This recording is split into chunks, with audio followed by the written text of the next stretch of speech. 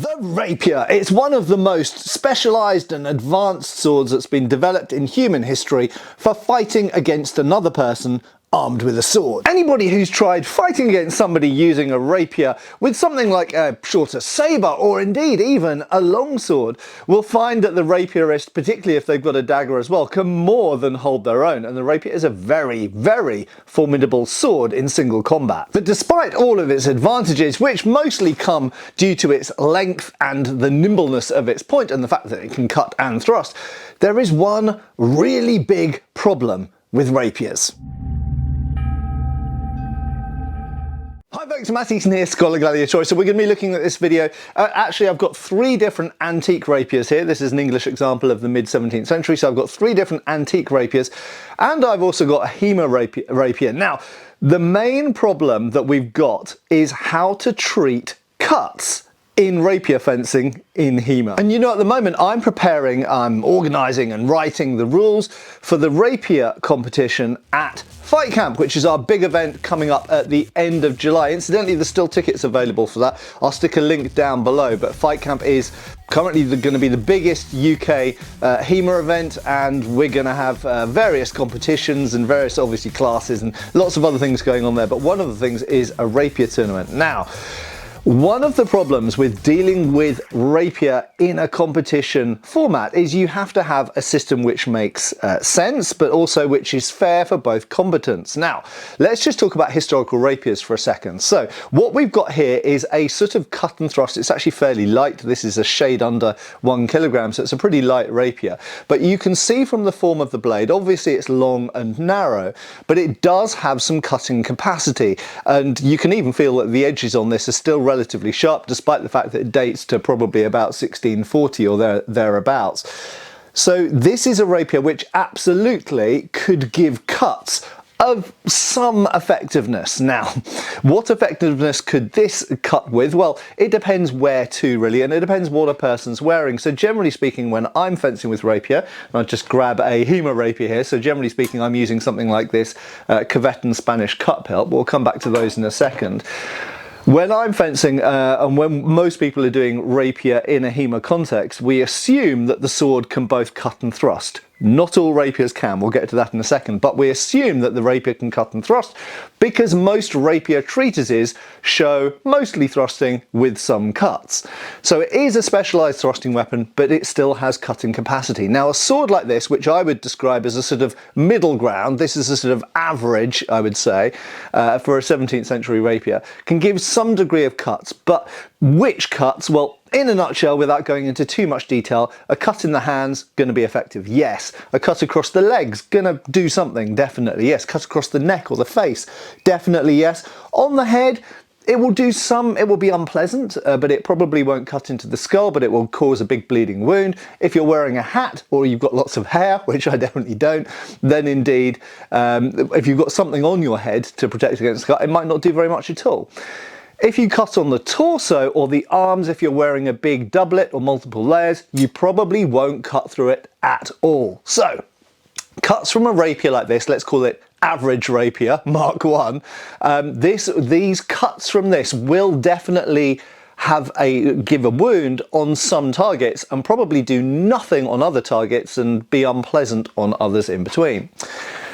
However, some rapiers can definitely do more than that. So we go here to something which we would more term something like a military rapier. Some people would call this a side sword. I'm not really sure I would call this a side sword, but anyway, the word side sword is a modern definition, but fundamentally this is a more impressive cutter. So a sword like this with essentially a narrow broadsword blade, but it's still quite long, that absolutely could be used as a cavalry sword. It could give really quite considerable cuts akin to a military sabre, for example, to most parts of the body. Maybe not the torso if you've got a doublet on, but certainly all of the limbs, the head, the neck, the hands, all this kind of stuff will have life-changing cuts from this type of blade. So this is definitely a type of rapier which is able to deal out more impressive cuts. But, of course, there were other rapiers, and this is the other 17th century example, so this is probably southern Italian, which had incredibly narrow blades, and on screen this probably looks like a giant knitting needle. In fact, it is square section.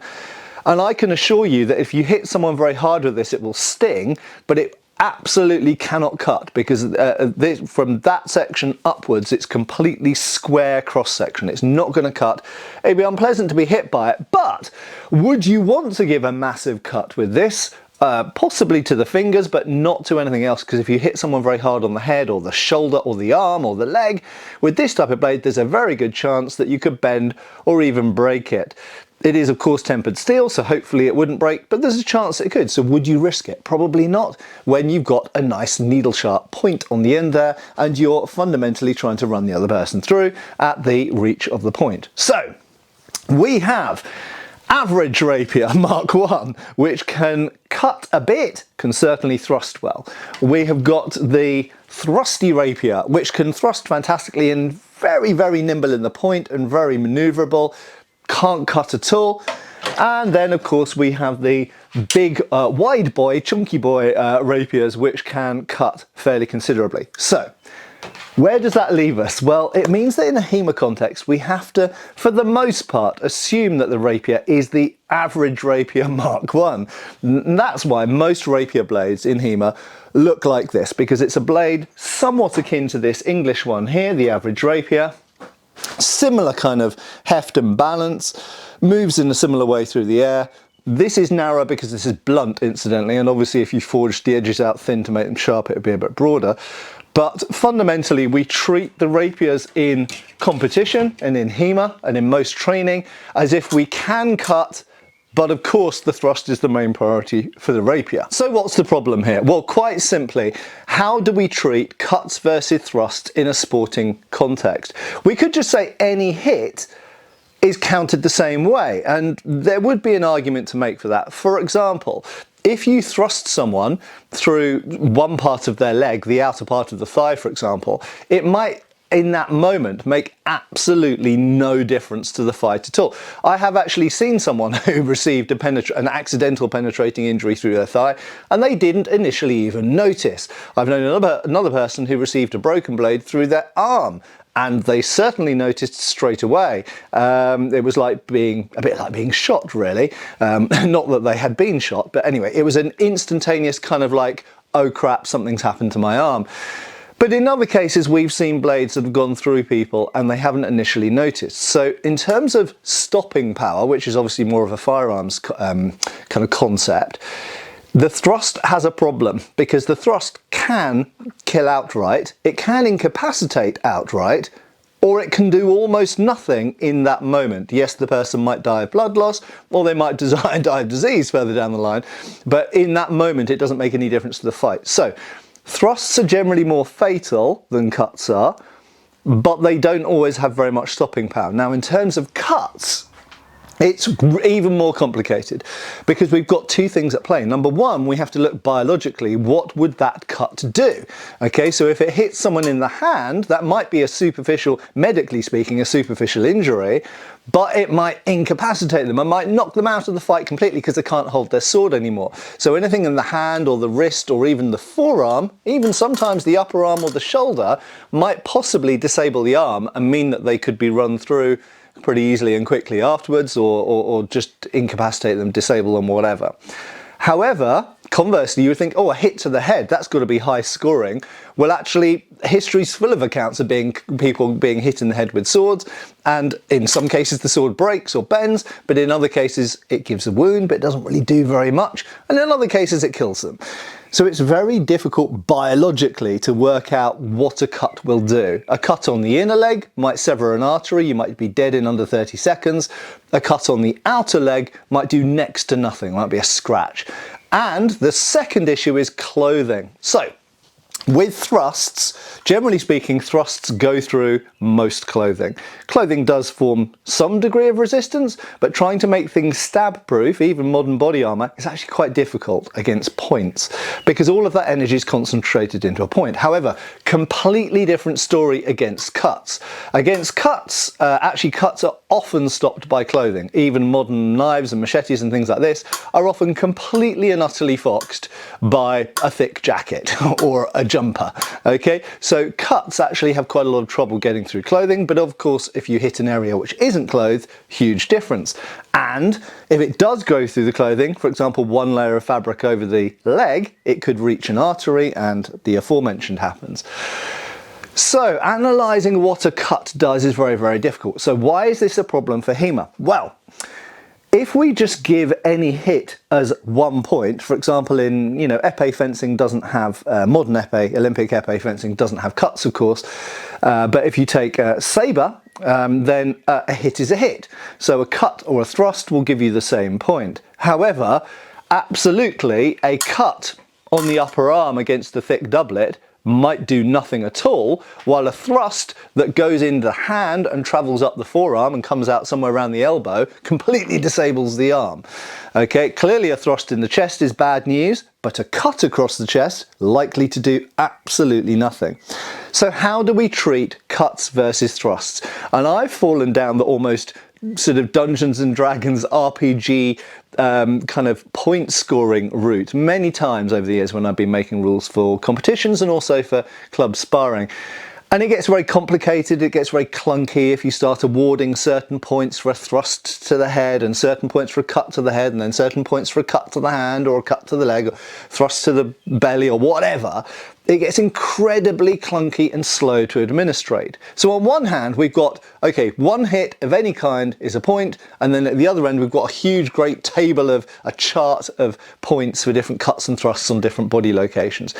And the problem is we have to settle somewhere in the middle. So this is really the problem. Although I'm not giving you an answer in this video, this is the problem with rapier. It is a fantastic, I love fencing rapier at the moment. Either single rapier or rapier and dagger. I find it really, really fun.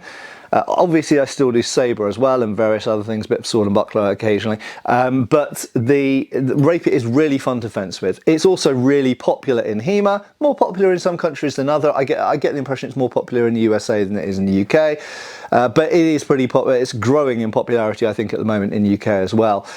So it's really important to HEMA. But it's also really difficult, and I think one of the other problems is a lot of people that do HEMA rapier haven't actually necessarily handled or done things with antique rapiers or sharp rapiers, and that affects things as well. Anyway, there we go.